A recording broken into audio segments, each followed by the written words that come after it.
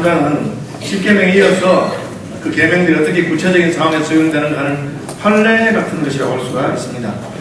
판례가 왜 필요하냐 하면은 우리가 법 조문을 가지고 해석하는데 사람마다 조금씩 해석이 다를 수가 있어서 그렇습니다.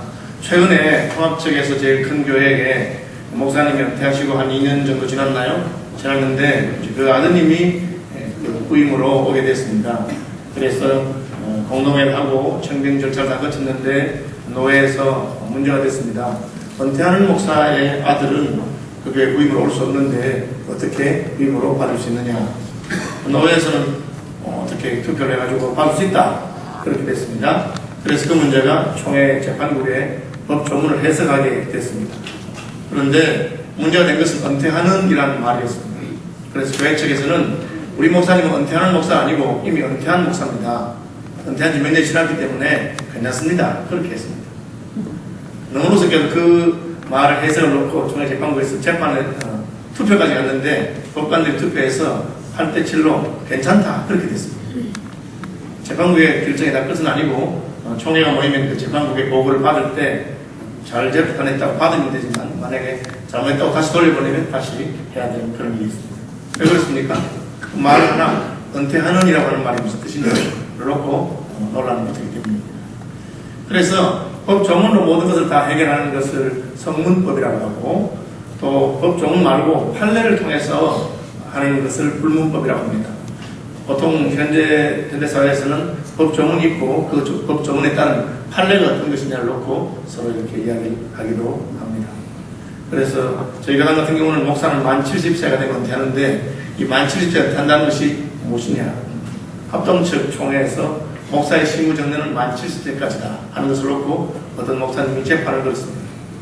만 70세라고 하는 말은 만 71세 되기 하루 전까지가 만 70세이기 때문에 나는 만 70세 되었지만 아직까지 1년 더 할 수 있다. 그렇게 재판해가지고 아주 어려운 시비하고 논란이 되었던 적이 있습니다. 저희 교단 같은 경우는 아주 분명하게 정해서 만 70세가 되는 해에 12월 말이 은퇴다. 그렇게 되었습니다. 그럼 분명하죠. 그런데 조문이라고 하는 것은 굉장히 애매한 경우도 많고 그래서 예수님께서 신약에서 구약을 해석하시면서 10계명 중에 제6계명 살인하지 말라 이것을 너희가 들었거든. 나는 너희에게 말합니다.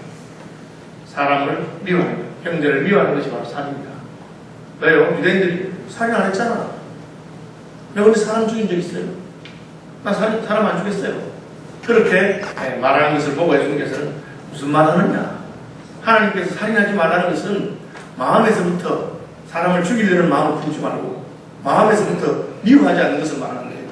이미 그렇게 미워하면서 할 말 안 들었다 뿐이지 상황이 안 돼서 안 죽인 거지 그것은 죽인 것이나 다름이 없다. 그렇게 예수님이 해석하신 것을 볼 수가 있습니다. 마찬가지로 이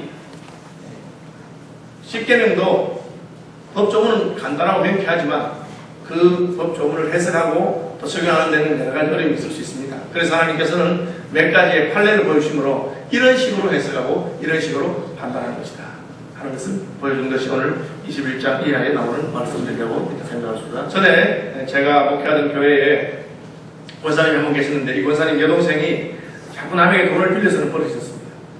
그래가지고 결국은 카드 빚이든지 뭐 다 해서 빚을 많이 져서 이제 빚을 갚을 수 없다. 이제 난 돈도 없고 아무도 없다. 난 잡아먹어라. 그렇게 해서 그 이야기를 그 권사님이 알게 됐습니다. 마음이 너무 아파서 자기가 여동생에게 빚을 준 모든 채권자들 다 불러 모았습니다. 불러 모아가지고는 사정을 이야기하고 제가 언니입니다.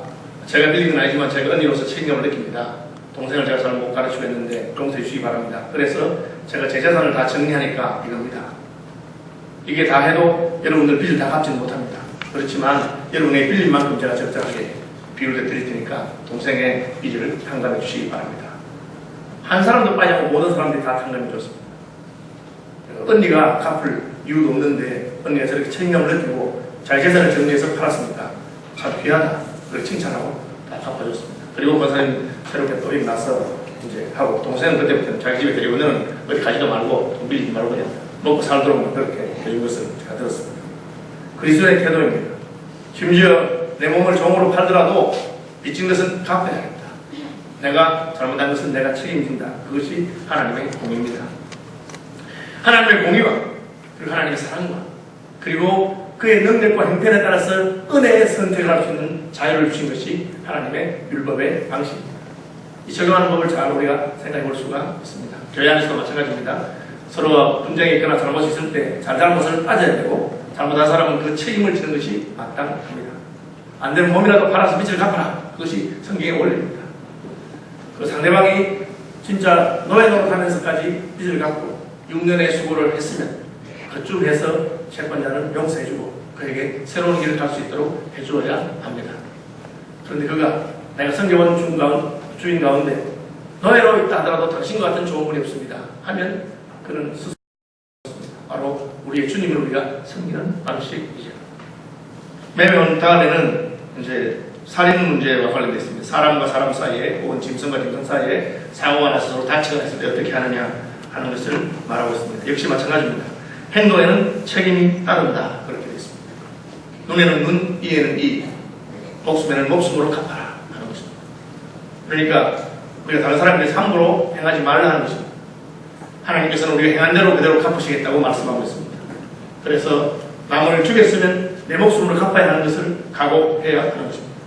남을 때렸으면 그 사람의 눈이 빠졌으면 내 눈을, 그 사람의 이가 빠졌으면 내 이를 그렇게 하라고 하고 있습니다. 그럼 사랑의 부분은 있습니까? 하나님께서 의도를 보십니다. 죽이려고 한 것이 아니었는데 실수로 상대방이 죽게 되었으면 어떻게 합니까? 과실치사죠. 내가 산에 가서 나무를 하려고 도끼를 가져가서 도끼날을 갈아서 나무를 때리는데 날이 빠져버렸습니다. 빠진 놈이 날아가서 옆에 있던 친구가 그 날에 맞아 죽었습니다. 내가 죽이고 싶은 의도가 전혀 없었죠. 그것은 과실치사입니다. 그런 경우에는 도피성이라고 하는 것을 만들어서 도피성에 가서 숨어 살아라. 그리고 그 재판을 받아라. 재판 받아서 과실치사는 거기서 살면 됩니다. 고향에 못 갑니다. 그러다가 그 대제사장이 죽으면 고향으로 돌아가서 뼈 해주는 그런 법을 만들어 놓았습니다. 원리는 분명합니다. 손해를 끼친 만큼, 피해를 끼친 만큼 배상하는 것이 옳다. 그러나 의도가 아니고 내가 그렇게 하려고 안 했는데 실수를 한 것에 대해서는 정상 참작을 해준다 하는 것입니다. 짐승의 내소도 마찬가지입니다. 내 소가 이웃의 소를 받아서 죽였습니다. 그럼 어떻게 합니까? 죽였으니까 배상해줘야 됩니다. 근데 소가 뭘 알겠습니까? 그러니까 죽은 소는 반으로 나누고 살아있는 소도 팔아서 반으로 나누고 그렇게 해라. 책임을 좀 따집니다. 그런데 원래 내 소는 아무 소라고 받습니다. 아주 나쁜 놈입니다. 그런데 주인이 묶어놓지 않아서 다른 사람이 소를 받아 주겠습니다. 그러면은 다 물어줘야 됩니다. 왜? 내 소가 잘못한 걸 알면서 주인이 그냥 두었기 때문에 그럽니다. 아주 유사한 내용을 계속해서 말하고 있습니다. 절대 용서하지 말은 죄도 있습니다. 자기 아버지나 어머니를 치는 자는 반드시 죽이지. 자기 아버지나 어머니를 저주하는 자는 반드시 죽이지. 그렇게 되어 있습니다. 어려서부터 부모님 밑에 자랐습니다. 부모님 은혜를 입어 자랐습니다. 그런데 부모를 치거나 부모를 저주하는 것은 있을 수 없는 일입니다. 우리가 시비가 붙을 때 상대방의 중심도 모르고 상대방이 어떤 마음으로 그 말을 했는지 모르고 하다가 욱하는 성격에 그렇게 싸움이 붙을 수 있습니다. 부모님은 어떻습니까? 어릴 때부터 내가 모시고 자랐습니다. 사랑을 받고 자랐습니다. 부모님이 자식을 사랑하는 거 다 알고 있습니다. 그럼에도 불구하고 부모를 때리거나 부모를 저주하는 것은 용서받지 못한다. 그렇게 말하고 있습니다. 왜? 하나님께서는 부모에게 잘하지 않는 자는 하나님을 섬기지 못한다는 걸 알고 계십니다. 눈에 보이는 부모를 공경하지 않는 자가 어떻게 하나님을 공경하겠습니까? 이미 그 마음이 잘못된 것입니다. 자기의 뿌리를 부인하는 것이죠. 제가 이 헌법학자들에게 물어봅니다. 왜 이렇게 법을 엄선하냐면 그 이유는 하나님의 법은 공의를 세우긴 하지만 그 형편과 처지에 따라서 우리가 성령의 인도하심을 받아서 할 수 있도록 그렇게 해놓은 것입니다. 딱 답이 있는 게 아닙니다. 왜?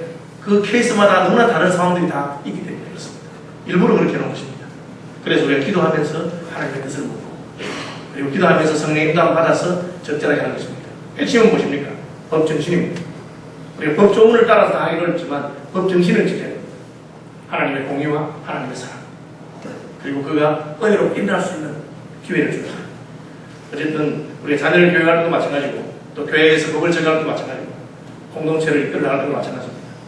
첫째는 공의를 생각하시고 이어서 사랑을 생각하시고 그리고 마지막으로 그 사람의 형편에 어떻게 하는 것이 가장 유익할 것인가를 생각하는 서울시민교회가 되시기를 축원합니다.